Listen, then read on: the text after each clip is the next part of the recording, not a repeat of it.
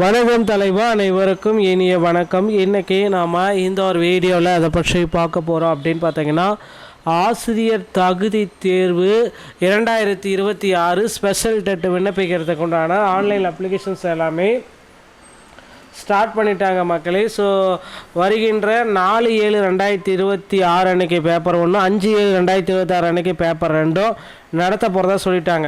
So சிறப்பு TET இது fail ஆனவர்களுக்கு கிடைக்குமா அப்படின்னு பார்த்தீங்கன்னா, அதை பற்றின ஒரு முழுமையான தகவலை இந்த வீடியோவில் நான் முழுமையாக சொல்ல போகிறேன். ஸோ வீடியோவை ஸ்கிப் பண்ணாமல் பாருங்கள். இன்னும் ஆன்லைனில் அப்ளை பண்ணுறவங்க தயவுசெய்து நேற்றே ஸ்டார்ட் பண்ணிட்டாங்க. ஆன்லைனில் அப்ளை பண்ணிக்கோங்க. டெட்டு பேப்பர் 1 மற்றும் பேப்பர் 2 ஆன்லைன் மூலமாக நீங்கள் அப்ளை பண்ணிக்கலாம். ஆசிரியர் தகுதி தேர்வு, இந்த மகிழ்ச்சியான செய்தியை ஆசிரியர் தேர்வு வாரியம் நமக்கு வெளியிட்டிருக்காங்க.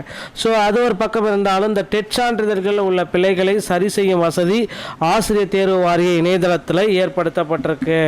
ஸோ ஆசிரியர் தகுதி தேர்வு சான்றிதழ்களில் உள்ள பிழையை சரி செய்யும் வசதி ஆசிரியர் தகுதி தேர்வு வாரிய இணையதளத்தில் ஏற்படுத்தப்பட்டுள்ளது. எனவே தகுதியுள்ளர் இதை பயன்படுத்திக்கலாம். இந்த மாதிரி மிஸ்டேக்ஸ் ஏதாவது இருந்துச்சு அப்படின்னா உடனடியாக பயன்படுத்திக்கலாம்.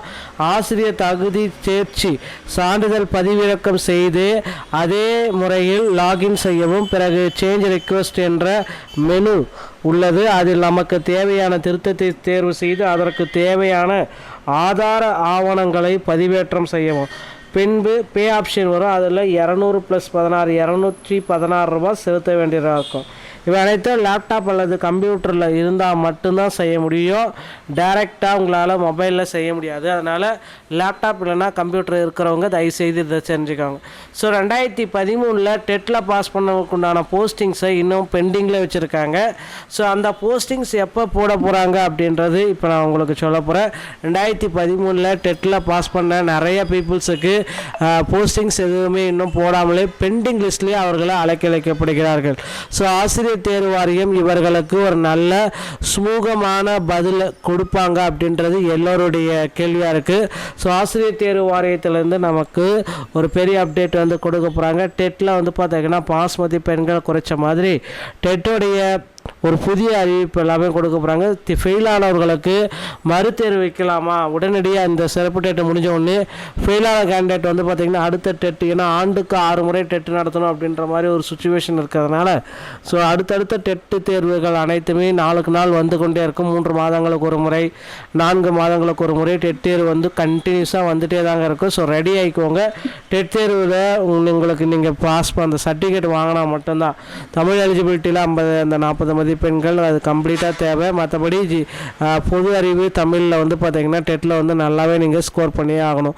ஸோ இப்படி ஸ்கோர் பண்ணால் மட்டும்தான் வந்து பார்த்திங்கன்னா உங்களுக்கு வேலைவாய்ப்பு கண்டிப்பாக அமையும், இல்லைன்னா அமைவது கடினங்க.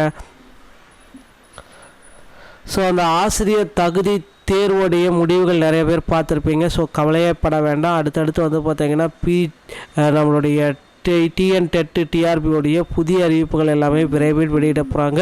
ஸோ நீங்கள் எல்லாருமே எதிர்பார்த்த மாதிரி டெட் தேர்வில் தமிழகம் முழுவதுமே வந்து பார்த்திங்கன்னா நிறைய பீப்புள்ஸ் ஃபெயில் ஆகிருக்காங்களே, அவங்களுக்கு எல்லாத்துக்குமே உடனடியாக ஒரு மறுதேர்வு வைங்க அப்படின்ட்டு அமைச்சர்கிட்ட கோரிக்கைகள் எல்லாம் வச்சுருக்காங்க. ஸோ நிச்சயமாக இவர்களுடைய கோரிக்கை ஏற்கப்படும். அதனால் இந்த டெட்டு கூடயே வந்து பார்த்திங்கன்னா அவங்களும் தேர்வு எழுத தயாராக கொள்வார்கள் அப்படின்ற மாதிரி கேள்விகள் வந்துட்டுருக்கு. ஸோ பொறுத்து நம்ம பார்க்கலாம். டிஆர்பியில் இந்த தகவல்கள் அனைத்துமே உங்களுக்கு ரொம்ப ரொம்ப பயனுள்ளதாக இருந்தால் நீங்கள் நம்முடைய சேனலை சப்ஸ்கிரைப் பண்ண பெல்லை கிளிக் பண்ணி வச்சுக்கோங்க. மீண்டும் ஒரு நல்ல தகவலோடு நான் உங்களை சந்திக்கிறேன். நன்றி, வணக்கம், தேங்க்யூ.